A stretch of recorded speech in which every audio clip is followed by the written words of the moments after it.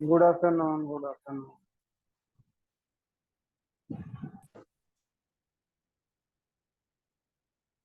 चलिए, let us start the class. Class को start करते हैं।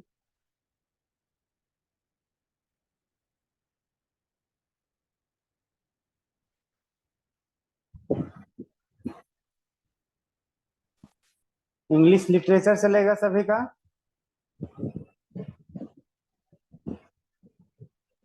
Yes sir. न्यूज़ चल रहा था। इंग्लिश लिटरेचर चल रहा था ना? Yes sir. Okay.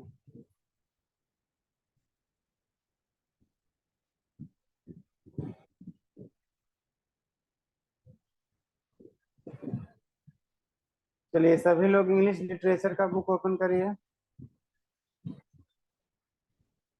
Page number 17। करनी है। बी आपको बताए थे, सी होमवर्क था, बी एंड सी। सी वाला हो गया था सभी का, सिटी लाइफ।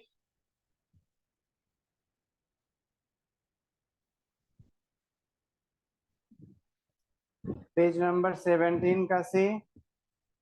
नेचर में नेचुरली चीजें क्या पाई जाती हैं, एंड सिटी लाइफ में सिटी जैसे स्मोक है, कार्स है, ट्रक है, पॉल्यूशन है, और भी सारी चीजें हैं। इसको ब्लर्स में सभी लोग फिल किए हो?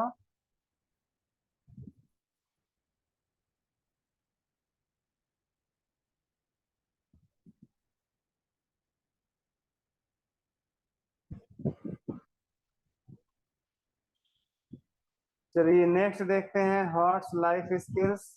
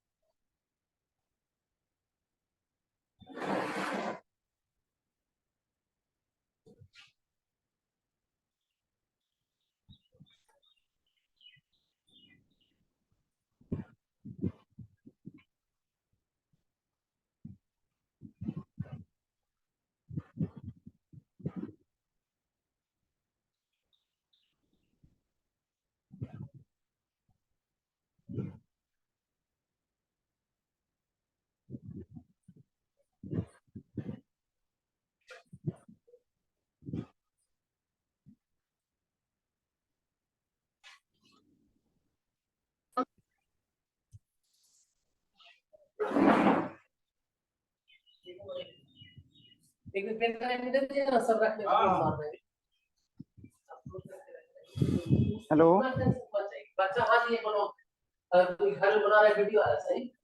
हेलो, वॉइस क्लियर है? Yes sir. ओके।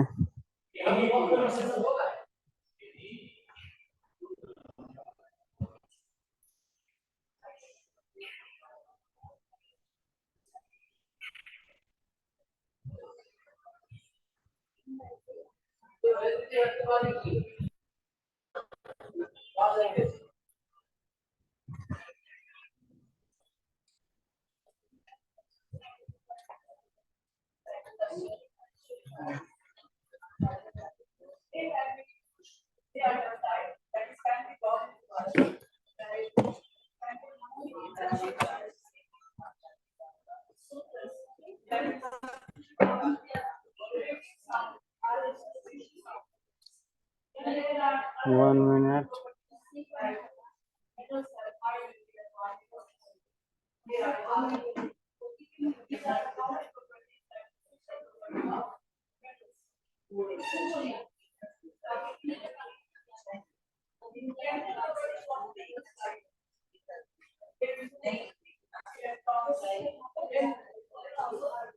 चलिए, आज चलेगा chapter 4, my experiments with truth. Clear है?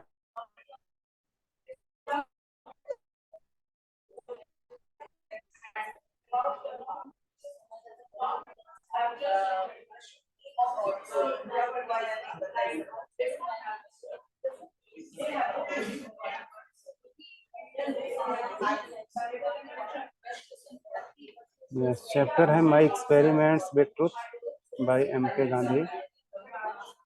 चैप्टर 4 है M.K. गांधी का my experiments with truth. Chapter 4 सभी लोग ओपन करिए।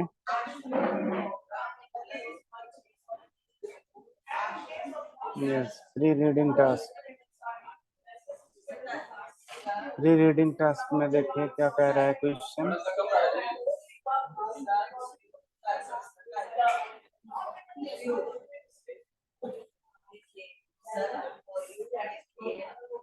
To err is human. All human beings make mistakes, but the best of the lot learn from their mistakes and improve. Yes. First line is dedicated to err is human. Means गलती करना मनुष्य का स्वभाव है। To err is human. ये naturally है, means मनुष्य से गलती होती ही रहती है। All human beings make mistakes, सारे ह्यूमन बीइंग्स से कभी ना कभी कोई ना कोई मिस्टेक होती ही है। But the best of the lot learn from their mistakes and improve. Have you ever made any mistakes? यहाँ पे क्वेश्चन पूछा है, लेकिन जो उनमें से बेस्ट होते हैं, the lot learn from their mistakes and improve. वे क्या करते हैं? अपनी गलतियों को इम्प्रूव करते हैं और गलतियां धीरे धीरे सुधारते हैं, कम करते हैं। नेक्स्ट क्वेश्चन क्या है? ये प्री रीडिंग टास्क सभी को बनाना है। क्वेश्चन है question number 1, have you ever made any mistakes? Chapter 4 है, पेज नंबर 20 पर रीडिंग वर्क होगा आज। क्वेश्चन है have you ever made any mistake? क्या आपने कभी कोई मिस्टेक किया है? यस, सभी लोग जानते होंगे कभी ना कभी किसी से कोई मिस्टेक हुआ है, या नहीं हुआ है तो नो, हुआ है तो yes. Okay, have you ever made any mistake? क्या आपने कभी कोई मिस्टेक किया है? यस, तेजस कह रहे हैं यस। ओके तेजस, तो आई थिंक सभी ने कोई ना कोई मिस्टेक किया होगा, इवन चाइल्डहुड, बचपन में ही। बट किसी न किसी से कोई ना कोई गलती तो हुआ ही होगा। क्वेश्चन वही पूछा जा रहा है कि have you ever made any mistake? क्या कभी आपने कोई मिस्टेक किया है, आपसे कोई गलती हुई है?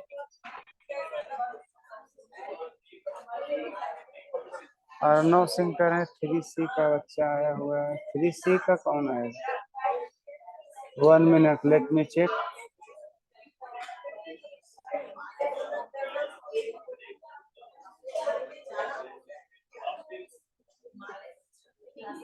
थ्री सी नहीं, 3C का तो कोई नहीं।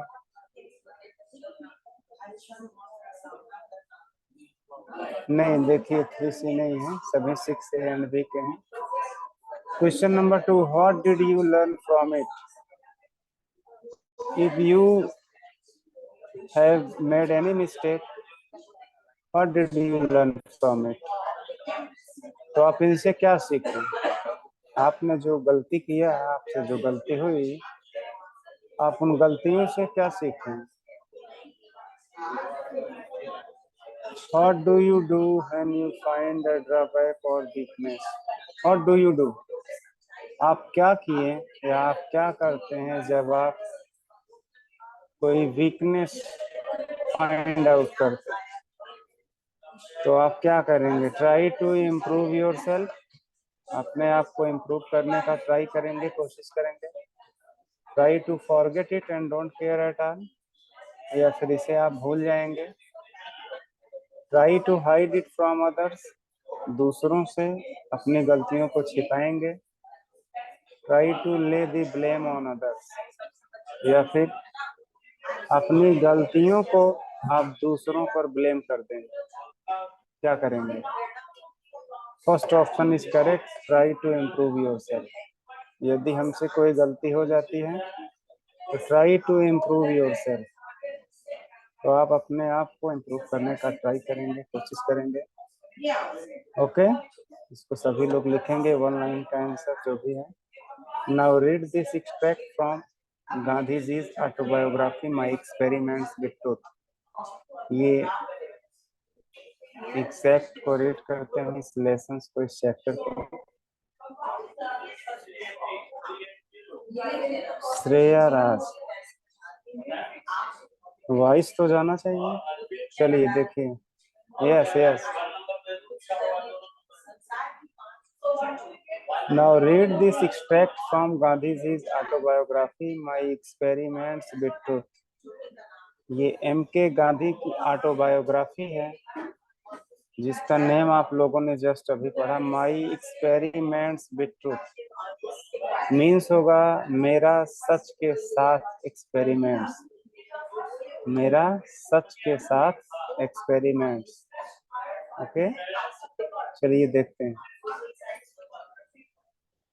This story is related to Mahatma Gandhi. ये स्टोरी जो है महात्मा गांधी से रिलेटेड है। उन्होंने हमेशा ट्रुथ का सहारा लिया है, सच्चाई कर रहे हैं, इसीलिए उन्होंने इस चैप्टर का टाइटल दिया है my experiments with truth. First paragraph starts, I must have been about 7 when I was put into a primary school। Mahatma Gandhi बताते हैं कि I must have been about 7, मैं 7 इयर्स का रहा हूँ। वो अपने चाइल्डहुड की बात बताते हैं कि वो 7 इयर्स के थे when I was put into a primary school, जब मुझे प्राइमरी स्कूल में रखा गया था या मैं प्राइमरी स्कूल अटेंड कर रहा था।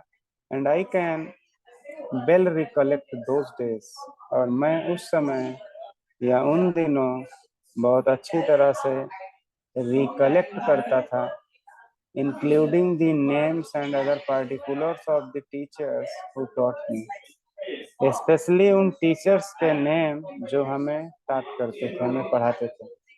गांधी जी बताते हैं कि जो टीचर हमें पढ़ाते थे उन टीचर्स का नाम स्पेशली मैं याद रखता था, उनका नेम मैं स्पेशली याद रखता था। मुझे याद रहता था कि कौन कौन टीचर मुझे पढ़ा रहे हैं। I do not remember having ever told a lie, I don't remember, मुझे याद नहीं है, हैविंग एवर टोल्ड अ लाई, मैंने कभी झूठ बोला। आपको पता है महात्मा गांधी झूठ नहीं बोलते थे, इसलिए वो बता रहे हैं अपने ऑटोबायोग्राफी में, मुझे याद नहीं है कि मैंने अपने लाइफ में कभी झूठ बोला है। आइदर टू माई टीचर, या तो अपने टीचर से, और टू माई स्कूल मेट्स, या तो अपने स्कूल मेट्स से। मैं किसी से भी झूठ नहीं बोला हूँ, ना तो अपने टीचर से ही, ना अपने स्कूल मेट्स से। वो हमेशा सच बोलते थे, वो कभी भी झूठ नहीं बोलते थे। I used to be very shy, I used to be very shy, वो कह रहे हैं कि मैं बहुत शर्मीला टाइप का था, संकोची पर्सन था। एंड अवॉइडेड ऑल कंपनी, और सारे लोगों के साथ में रहना पसंद नहीं करता था। इन सभी के साथ रहने से मैं अवॉइड करता था, कुछ ही लोगों का साथ रखता था, सारे लोगों के साथ में नहीं रहता था। My books and my lessons, मेरे बुक्स, मेरी किताबें, एंड माई लेसन्स, और मेरे lessons, were my soul companions, मेरे सबसे अच्छे पक्के कंपेनियंस थे, मेरे सबसे अच्छे साथी थे, मेरे सबसे अच्छे दोस्त थे। To be at school, school में रहने पर, at the stroke of the hour, and to run back home, मैं स्कूल में अपना टाइम बिताता था और घर वापस आते time as soon as the school closed that was my daily habit. मेरी डेली की ये हैबिट रहती थी कि मैं बहुत जल्दी स्कूल पहुंचता था और सारा टाइम स्कूल में व्यतीत करता था और स्कूल क्लोज होने पर मैं तुरंत स्कूल छोड़कर घर वापस आ जाता था। यानी टाइम पर स्कूल जाना और छुट्टी होने पर टाइम पर घर पहुंचना, ये मेरी डेली की हैबिट थी। तो महात्मा गांधी अपने चाइल्डहुड की बात बता रहे हैं। Next second paragraph page number 20 पर, Two incidents belonging to this period have always clung to my memory। बताते हैं कि टू इंसिडेंट्स, दो ऐसी घटनाएं, इंसिडेंट्स मीन्स क्या होता है, घटनाएं, दो ऐसी घटनाएं belonging to this period have always clung to my memory, जो मेरी मेमोरी में क्लोजली हेल्ड किए हुए हैं, यानी कि मुझे बहुत अच्छी तरह से याद हैं। एज अ रूल, जैसा कि एक रूल होता था, I had at state for any reading beyond my school books, जैसे कि मैं अपने स्कूल बुक से परे बहुत सारी बुक्स को भी रीड करता था। But somehow my eyes fell on a book purchased bye my father, लेकिन फिर भी मेरी आंखें ऐसे एक बुक पर भी पड़ी जो मेरे फादर ने मेरे लिए परचेज की थी। मेरे पिताजी मुझे खरीद कर दी थी, उस बुक को भी मैं रीड किया। इट वाज श्रवंश पितृ भक्ति नाटका, इस बुक का नाम था श्रवण Pitri Bhakti Nataka, a play about Shravana's devotion to his parents. ये एक ऐसी बुक थी जिसमें श्रवण कुमार के लाइफ के बारे में बताया गया था। ये एक प्ले था, नाटक था, जिसमें श्रवण डिवोशन टू हिज पेरेंट्स, श्रवण की पितृभक्ति दिखाया गया था। I read it with intense interest, मैं इसे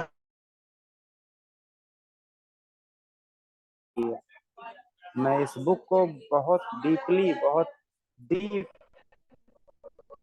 इंटरेस्ट के साथ रीड, बहुत गहराई से इस बुक को मैंने रीड किया।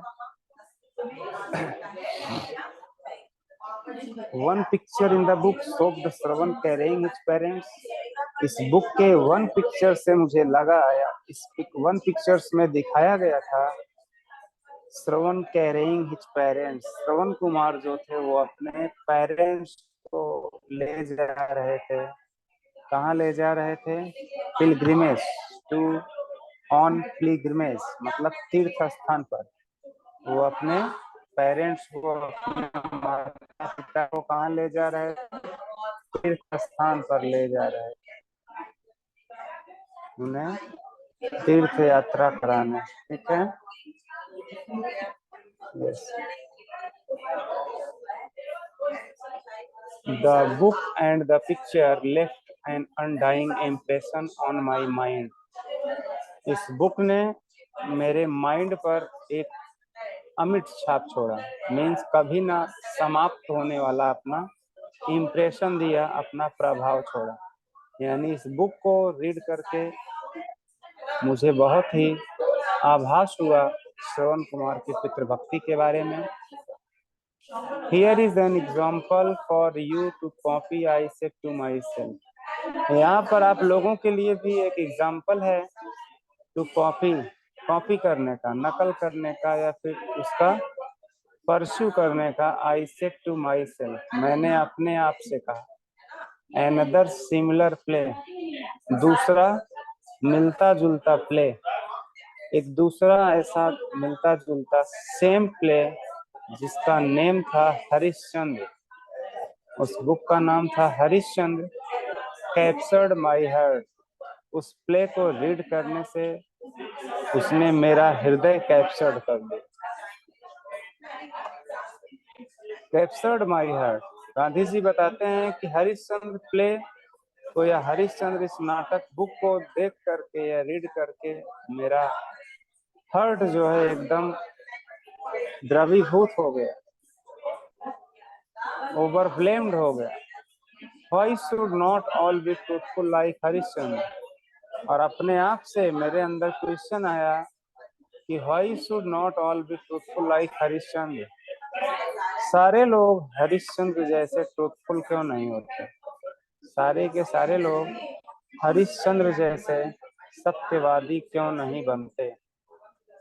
क्योंकि आप लोग जानते होंगे, नाम आपने सुना होगा किंग हरिश्चंद्र का, राजा हरिश्चंद्र, जो एक ट्रूथफुलनेस किंग थे, यानी सत्यवादी राजा थे। अपनी सच्चाई के अलावा उन्होंने भी कभी झूठ का सहारा नहीं लिया। ही नेवर टेल अ लाई, कभी झूठ नहीं बोलते।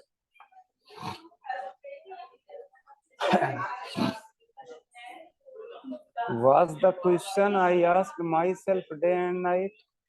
क्या ये क्वेश्चन सिर्फ मेरे लिए था जो मैं इसे दिन रात पूछता रहता था?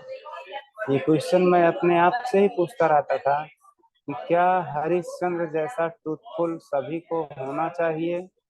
हरिश्चंद्र जैसा सत्यवादी सारे लोग क्यों नहीं बनते, क्यों नहीं होते?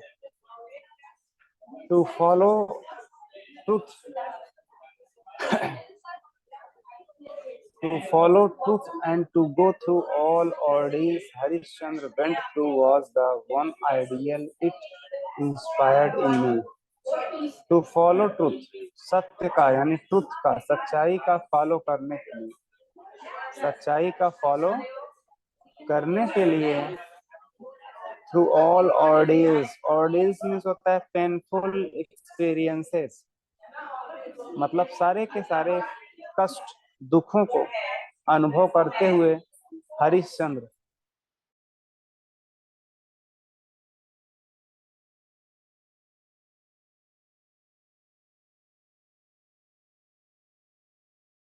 मतलब एक ऐसे आदर्श व्यक्ति थे, एक ऐसे आदर्शवादी थे जिन्होंने मुझे बहुत ही इंस्पायर्ड किया, मुझे बहुत ही क्या किया, प्रेरित किया। There was another such incident during the time, there was another such incidents, ऐसे कुछ दूसरे भी इंसिडेंट्स थे during the time when I was in seventh standard, जब मैं सेवेंथ स्टैंडर्ड क्लास में था। गांधी जी अपना एक्सपीरियंस बताते हैं अपने चाइल्डहुड का कि ऐसी दूसरी घटना मेरे लाइफ में हैपेंड हुई थी when I was in seventh standard, जब मैं सेवेंथ स्टैंडर्ड में था। डोराबजी जिमी नेम है द हेडमास्टर, ये हेडमास्टर थे स्कूल के। Dorabji Gimi the headmaster was very popular among the boys, boys के बीच बहुत ही पॉपुलर थे, फेमस थे। डोराबजी जिमी हेडमास्टर स्कूल के थे। As he was a disciplinarian है, जैसे कि वह अपने अनुशासन के लिए जाने जाते थे। वो बहुत ही स्ट्रिक्ट थे और डिसिप्लिन्ड माइंड के थे। अ मैन ऑफ मेथड, सिद्धांतवादी व्यक्ति थे। एंड ए गुड टीचर, और एक अच्छे आदर्शवादी टीचर भी थे। He had made gymnastics and cricket compulsory. He had made gymnastics, उन्होंने जिम्नास्टिक को और क्रिकेट को कंपलसरी किया था स्कूल में। And I disliked both, Gandhi ji बताते हैं आई डिसलाइक्ड बोथ, मैं दोनों से डिसलाइक करता था। डिसलाइक्ड मीन्स पता ही है सबको, I hate means I do not like, मैं पसंद नहीं करता था दोनों को, यानी जिम्नास्टिक और क्रिकेट मुझे दोनों नहीं पसंद था। I don't like both. I never took part in any exercise, मैंने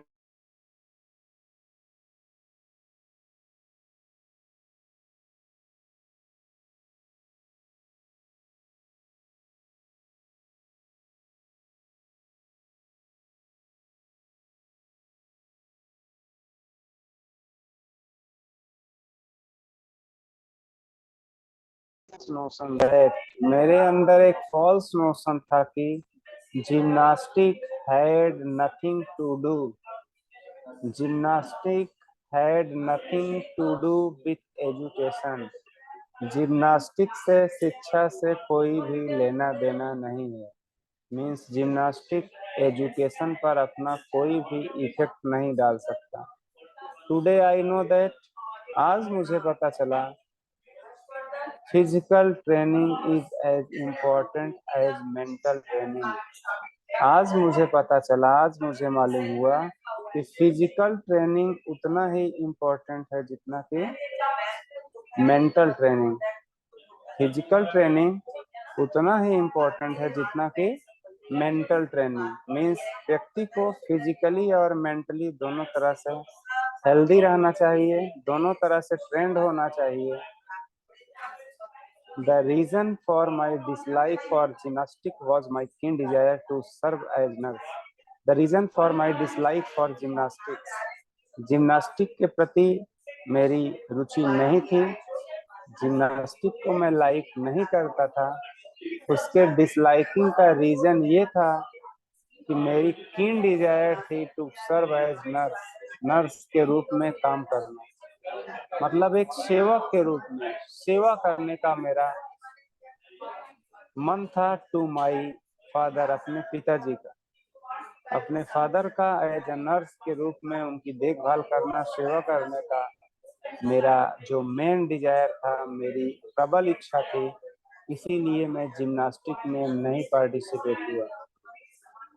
as soon as the school close, ज्यों ही स्कूल क्लोज हुआ, जब स्कूल क्लोज हुआ, जब स्कूल बंद हुआ, आई वुड हरी होम, तो मैं जल्द ही स्कूल गया, सॉरी स्कूल घर आया स्कूल से, एंड बिगिन सर्विंग हिम, और उनकी सर्व करना स्टार्ट कर दिया। मीन्स फादर की सेवा करने लगा, उनकी देखभाल करने लगा। Now it happened that one Saturday, और अब वन सैटरडे, एक सैटरडे को यह हैपनिंग हुआ, एक सैटरडे को यह घटना घटी। I had to go from home, मुझे I had to go from home to the school, मुझे घर से स्कूल जाना पड़ा। फॉर जिम्नास्टिक्स, जिम्नास्टिक के लिए, eight 4 o'clock in the afternoon, 4 बजे, दिन के 4 बजे, यानी दोपहर में 4 बजे मुझे जिम्नास्टिक के लिए घर से स्कूल जाना पड़ा। आई हैड नो वॉच, मेरे पास वॉच नहीं थी।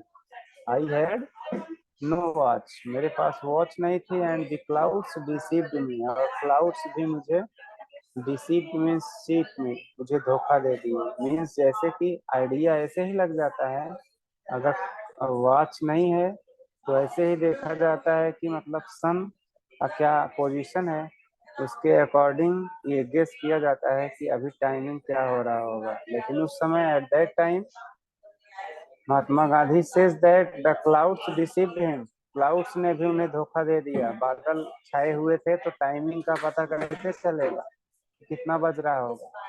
When I reached the school, जब मैं स्कूल पहुंचा, When I reached the school, जब मैं स्कूल पहुंचा, all the boys had already left, तो सारे बच्चे, सारे लड़के already left, जा चुके थे। यस, सारे लड़के जा चुके थे। द नेक्स्ट डे, अगले दिन, on being asked the reason for absence, अगले दिन मुझे एब्सेंट का कारण पूछा गया, मतलब स्कूल में जिम्नास्टिक ज्वाइन न करने का कारण पूछा गया कि आप क्यों एब्सेंट थे, क्यों नहीं आए थे। I told mister Jimmy what had happened, मैंने मिस्टर जिमी को, हेडमास्टर को बताया कि क्या रियल में हुआ था, क्या हैपेंड हुआ था। He refused to believe me, but he refused to believe me, वह मेरे ऊपर विश्वास करने से मना कर दिया। मीन्स वह मुझ पर विश्वास नहीं किए। I was convicted of lying, मैं झूठ बोलने के लिए दोषी ठहराया गया। सारे लोग समझ लिए कि मैं एक्सक्यूजेज बना रहा था, बहाना कर रहा था, या फिर मैं झूठ बोल रहा था। That deeply pained me, उस बात ने मुझे डीपली पेंड किया, बहुत ही गहराई से मुझे तकलीफ दिया, दर्द दिया, मैं बहुत ही बैड फील किया। How was I to prove my innocence, मैं अपने इनोसेंस को कैसे प्रूव करता। मैं निर्दोष था, मेरी गलती नहीं थी, मैं स्कूल पहुंचा था बट वॉच नहीं होने के कारण मैं लेट हो गया, बट स्कूल पहुंचा था, तब तक सारे बॉयज जा चुके थे। तो वही कह रहे हैं कि I how was I to prove my innocence, मैं अपने इनोसेंस को कैसे प्रूव करता, मैं अपने निर्दोषता को, यानी मेरी कोई गलती नहीं है, मैं अपने निर्दोष हूँ इसकी मैं कैसे प्रूव कर पाता। देयर वाज नो वे, कोई ऐसा रास्ता नहीं था, कोई मार्ग नहीं था। I learn that a man of truth must also be a man of care. I learn that, तब से मैंने ये सीखा कि अ मैन ऑफ ट्रूथ, एक सच बोलने वाला आदमी को must also be a man of care, careful भी होना चाहिए। I learned that a man of truth must also be a man of care. मैंने ये सीखा कि एक सच बोलने वाले व्यक्ति को, सच बोलने वाले व्यक्ति को केयरफुल भी होना चाहिए। क्या होना चाहिए? केयरफुल भी होना चाहिए। This was the first and last instance of my carelessness in school.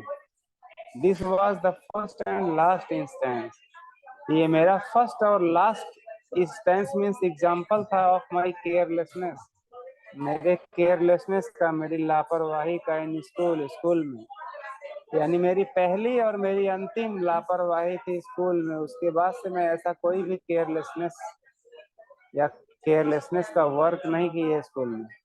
First and last carelessness in school.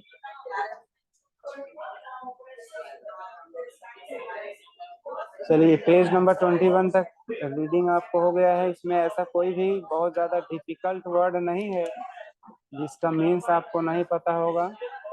यदि ऐसा आपको लग रहा है कि कोई डिफिकल्ट वर्ड है तो आप पूछ सकते हैं।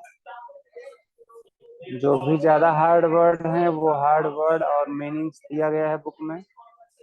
चैप्टर 4 लिख करके हार्ड वर्ड या डिफिकल्ट वर्ड मीनिंग आप नोट कर लेंगे।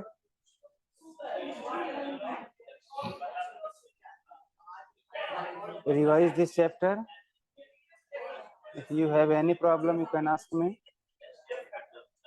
चैप्टर एक बार रिवाइज कर लीजिए। कोई मीनिंग में अगर डिफिकल्टीज है तो आप बताइए, बता देता है।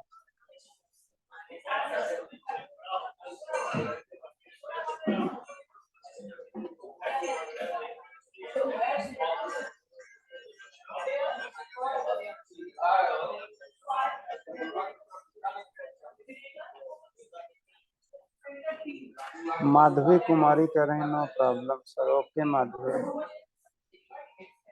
प्रीवियस चैप्टर में आपको बताया गया जो पोयम लर्न कराया गया है, लीजर पोयम चैप्टर 3 में, उसका life skills hots and answer सभी लोग रफ कॉपी में बनाइएगा, ठीक है? ओके।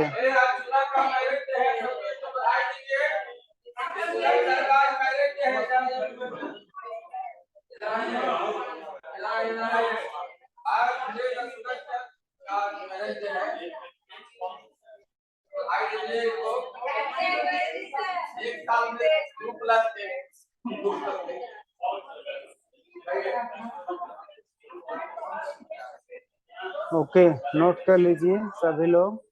चैप्टर 3 का हॉट्स लाइफ स्किल सभी को बनाना है। नेक्स्ट चैप्टर 4 का अगर कोई डिफिकल्ट वर्ड्स है तो आपको नोट करा देंगे नेक्स्ट डे।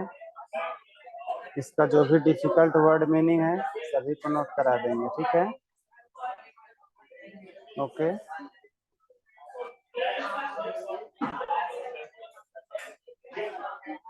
यस।